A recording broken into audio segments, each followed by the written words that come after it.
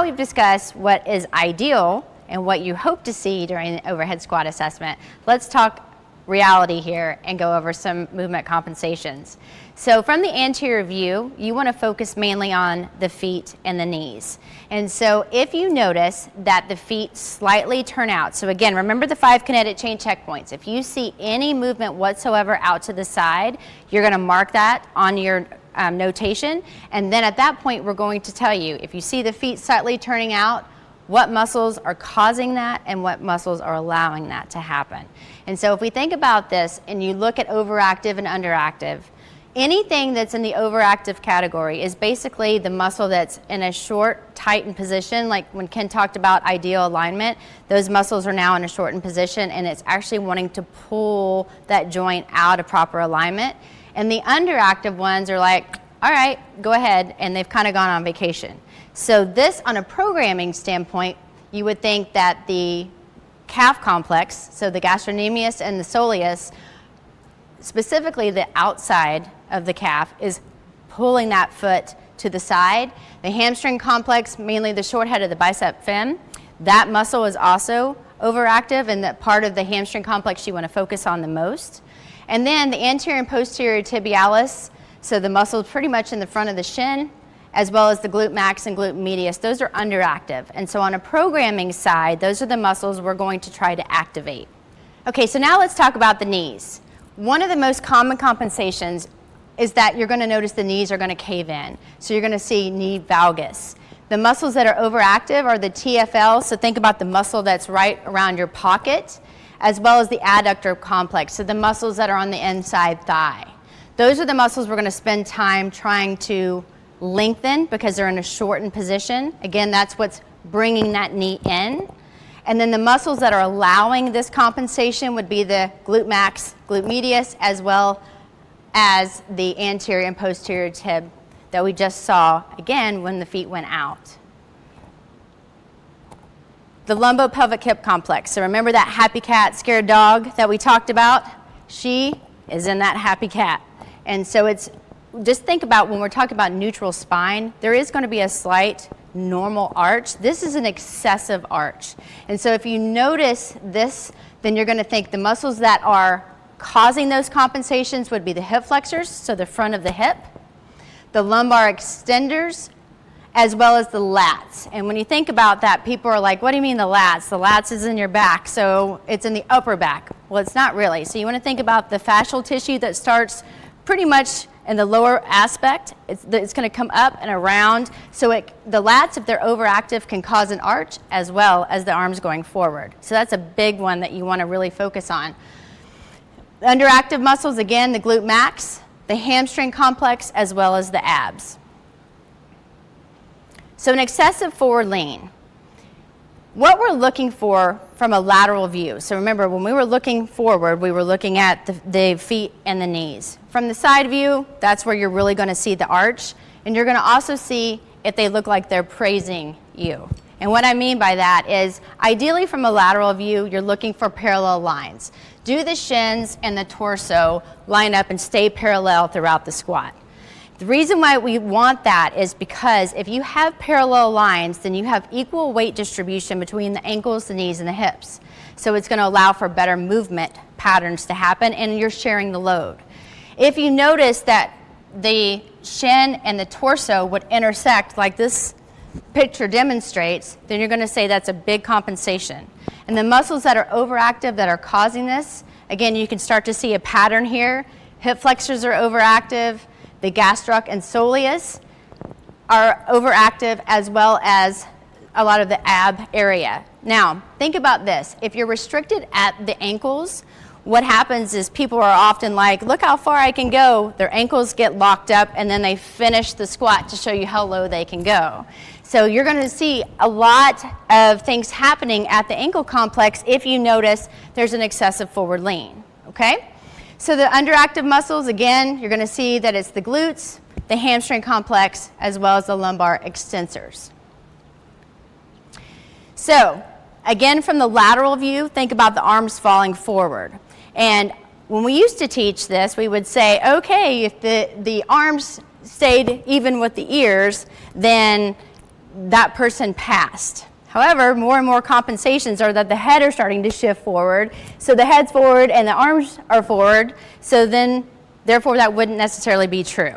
So what you're trying to think about is if you notice that the arms no longer stay in line with their torso, then that would be a compensation of the arms falling forward. So again, think about the lats, what we just discussed in the arch when we saw the excessive arch. You're going to notice that that not only does the lats cause the arch, but it can also cause the hands to go forward, or the arms to go forward, excuse me, as well as the pecs and the teres major. Those would be the overactive muscles that are causing this compensation.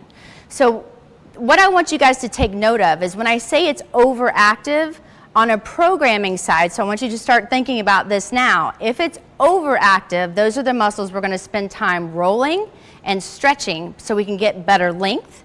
And anytime I start talking about underactive, that's going to be the areas you're going to focus on trying to activate first, okay?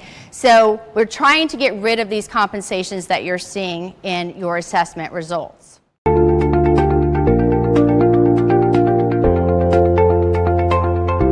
So now we're down to the end of the workout with client's choice. We've gone through the warm-up, activation, skill development, resistance training. We've come through the meat and potatoes of the workout with what Wendy just talked about with the acute variables as it relates to all 5 phases.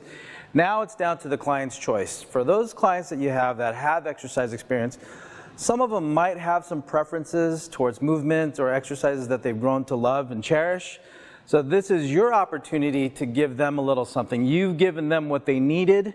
Now it's time to give them what they want. So if they want to do exercises to emphasize their arms, they want things to shape their legs, this is your opportunity to give them those auxiliary lifts like curls and tricep extensions. If they want to do some extra ab work, that's up to you. But as long as you can manipulate sets, reps, tempos as it relates to their respective phase of training. So if it's stabilization based, you want to make sure it's long time under tension, low intensities, slow. Or if it's strength-based, it's more higher intensity, moderate speed.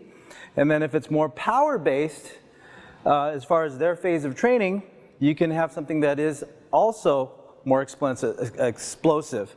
So at this point in time, it is your opportunity to get them more involved in the creation of their workout plan. So again, as long as it's progressive, they earn their way to this as far as their ability to stabilize, their ability to produce force, reduce force, as well as move quickly. You can create a plan that they're going to love just as much when it comes to client's choice. After client's choice, it's now time to cool them down. After we put all this stress into their body, it is now time to take that stress out or unload them through their cool down. And as far as the cool down goes, you have 3 components that could possibly be a part of this section of the workout.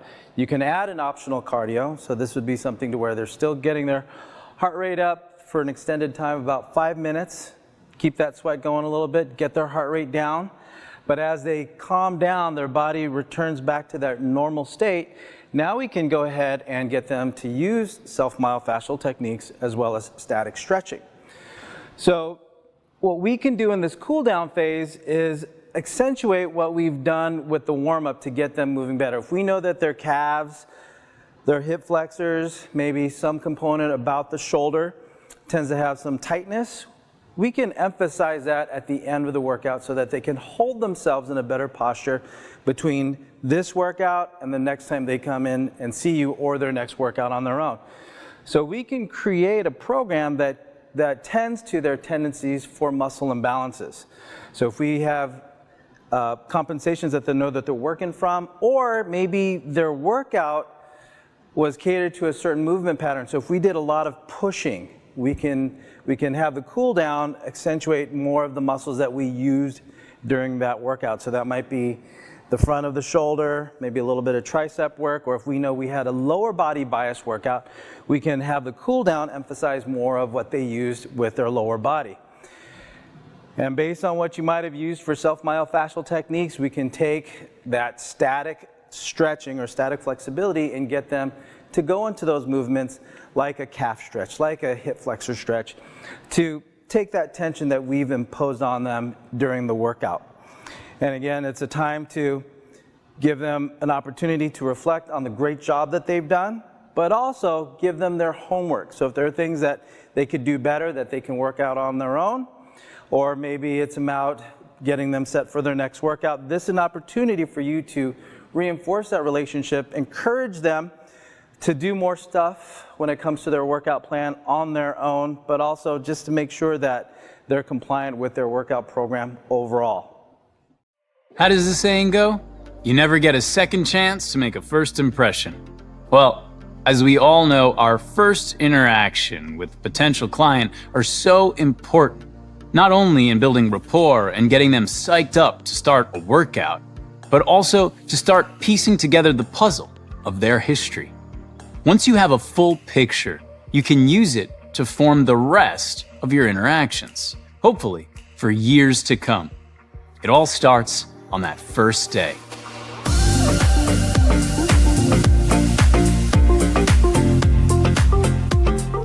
It's imperative to screen every individual with a health risk assessment before you jump into an exercise program, especially anything strenuous. Questionnaires are typically used to collect information about existing risk factors in order to determine if there's a need for medical clearance beforehand. This is a must-do every time, critical part of the process, but it also should always be valid, simple, and time efficient. And it should also be appropriate for the target population.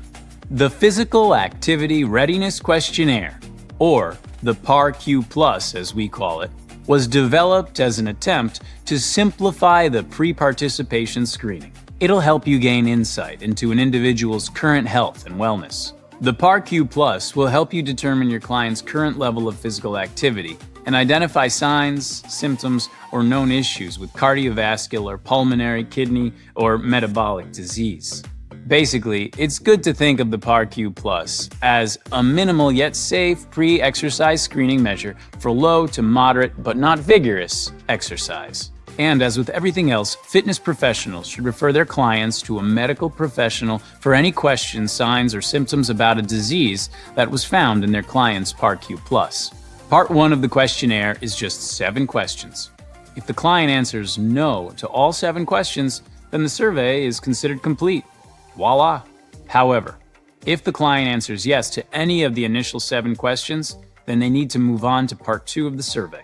Part 2 of the survey includes 10 questions divided into multiple parts. Interpretation of Part 2 will determine if a client is cleared for exercise, or if a medical clearance is necessary. After completing the PAR-Q Plus, clients should complete a health history questionnaire. A health history questionnaire collects relevant information on the client's past and present health, and is a nice companion to the PAR-Q Plus. The questions asked within a health history questionnaire collect information about a client's lifestyle habits, including exercise, diet, sleep, stress, occupation, and recreational pursuits. In addition, the questionnaire will include questions about medical history, including past injuries, past surgeries, chronic diseases, and any medication currently taking.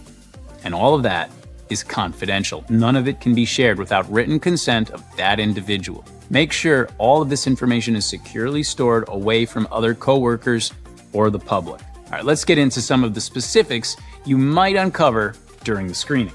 Understanding a client's lifestyle is an important step before designing an exercise program. This information provides context for how a client eats, works, sleeps, and spends leisure activity. From this information, you'll be better equipped to design individualized exercise programs for your clients.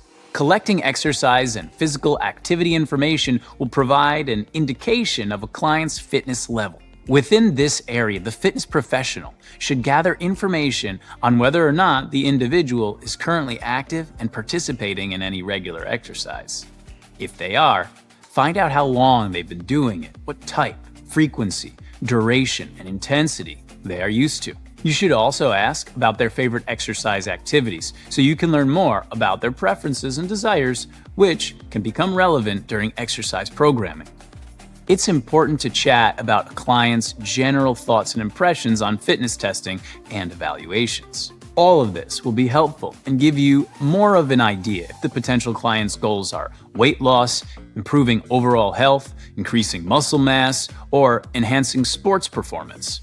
The topic of nutrition cannot be understated. Considering the depth and breadth of nutritional information that could be collected, the initial screening should be more general and qualitative in nature. Your goal is to just get a sense of where they are in terms of healthy versus maybe not quite so healthy habits.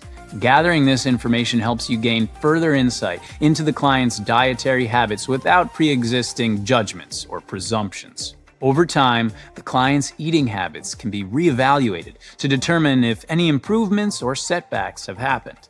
And if anything comes up that's a concern, you can refer them to a registered dietitian or medical professional. Sleep quality and quantity is another area of interest. Ask about sleeping habits, including the number of hours slept each night, the quality of sleep, and even the difficulties associated with falling asleep.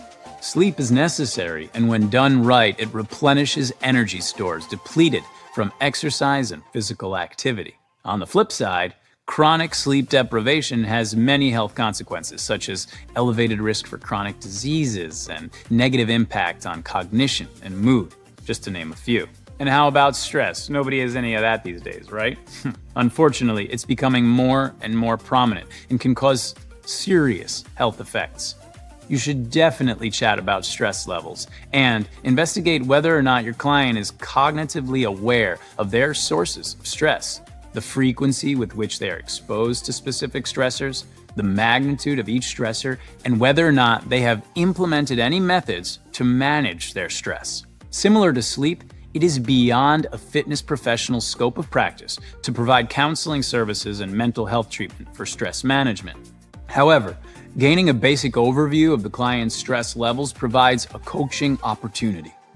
Fitness professionals can share with their client how exercise and physical activity can improve mood, disposition, and reduce stress when integrated into a daily routine. Occupational demands and work history also provide valuable insight into potential conditions and concerns. Ask about the nature of the client's occupation and whether the job requires extended periods of time standing, sitting, or performing repetitive movements. See what their workspace environment is like, and if there are any other special considerations you should think about. A person who has to wear high heels a lot, for instance, may have some issues because of that. And obviously, sitting at a desk all day comes with its own set of challenges to the body. The more you know, the more you can help. In the context of a fitness assessment, recreation refers to a client's leisure time. By discovering your client's recreational activities, you can design a better exercise program to fit their needs and interests. For example, do they like to play golf, tennis, or other recreational sports? Do they have other hobbies like gardening, car repair, or playing music? Many common types of hobbies don't involve vigorous physical activity, but it all still needs to be considered to create a program that they know is well thought out and relevant to their life. Learning about a client's medical history is vitally important because it provides fitness professionals with information about known or suspected chronic diseases like coronary heart disease, high blood pressure, or diabetes. And be sure to ask if they smoke or use tobacco products. A medical history provides information about the client's past and current health status, as well as any past or recent injuries, surgeries, or other chronic health conditions. Gathering this information helps determine if a client is ready for a new exercise routine, or if a medical referral is a better first step. It's important to note that many clients seeking fitness advice from a fitness professional will currently be under the care of a physician, and they may be taking one or more prescribed medications. It's not the role of the CPT to administer, prescribe, or educate clients about medications, but it's important to know how any medications they may be taking might affect their goals or capabilities. Consider that first screening the first piece of a puzzle that ends with a full and complex picture of your client. Every single piece and picture will be different, and it's going to be up to you to put it all together.